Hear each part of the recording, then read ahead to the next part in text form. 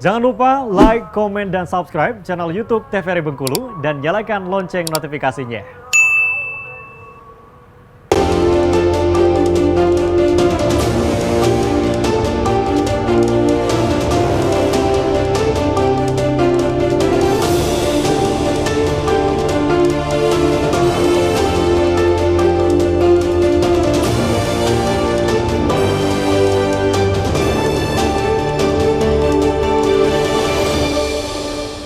Ya pemirsa, Anda kembali menyaksikan Brendo TVRI Bengkulu dengan tema hari ini yaitu harga sembako masih tinggi, dan kita masih bersama dengan Bapak Anzori Tawakal selaku akademisi Universitas Daya Hasan Bengkulu.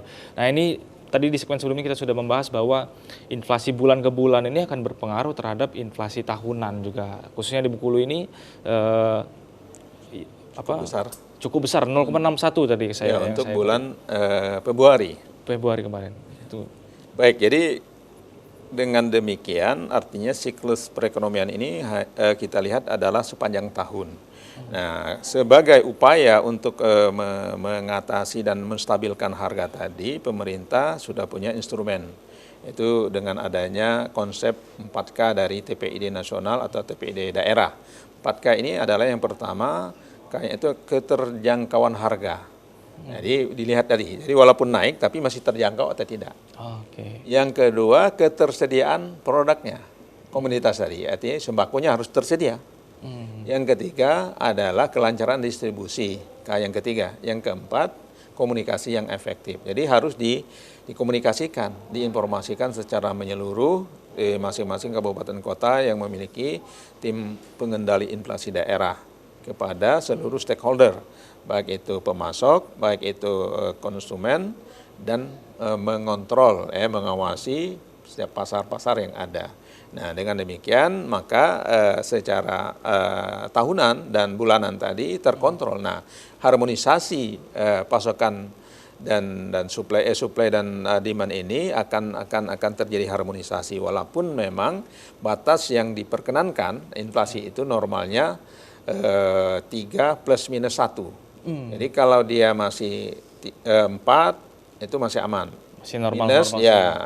Minus 1 masih 2 masih aman. Tetapi kalau sudah 2 di atasnya itu sudah hyperinflasi. Ya, ini sudah sangat artinya gaji atau upah buruh PNS itu tidak ada harganya lagi. Uang 100.000 kita belanja misalnya berasnya biasanya dapat misalnya 9 kilo, cuma dapat misalnya setengahnya. Ini yang harus tidak boleh terjadi. Artinya akan membuat situasi perekonomian kita dalam kondisi tidak baik-baik saja. Nah, ini pemerintah maka dengan cermat memantau ya, tim inflasi daerah maupun tim inflasi nasional ini memantau setiap titik-titik sentra produksi pangan misalnya, sentra produksi sayur-sayuran dan seterusnya, peternakan ya, termasuk kan karena daging menjadi juga salah satu variabel inflasi. Nah, bulan ini kan yang komoditas yang menyebabkan ini adalah antara lain beras, kemudian cabai rawit, kemudian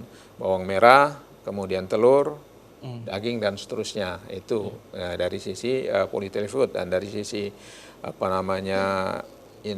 sektor price industri itu kenaikan tiket pesawat udara juga memberi kontribusi kepada angka-angka inflasi tadi. Nah, dengan demikian inilah yang dilakukan menjaga ritme. Istilahnya kalau kita analogi seorang manusia itu tekanan darahnya. Nah, tekanan darah manusia itu normalnya kan 120/80.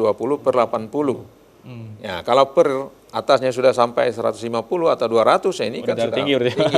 Nah, di bawah 80 juga tidak bagus, berarti tidak rendah. Nah, ini yang harus terus dimonitor, dievaluasi, dan eksekusinya tadi dengan pasar murah, kemudian operasi pasar, nah kemudian belanja pemerintah supaya menggerakkan sektor real atau secara mikro gitu, semua aktivitas ekonomi berlangsung sebagaimana biasanya sehingga terjadi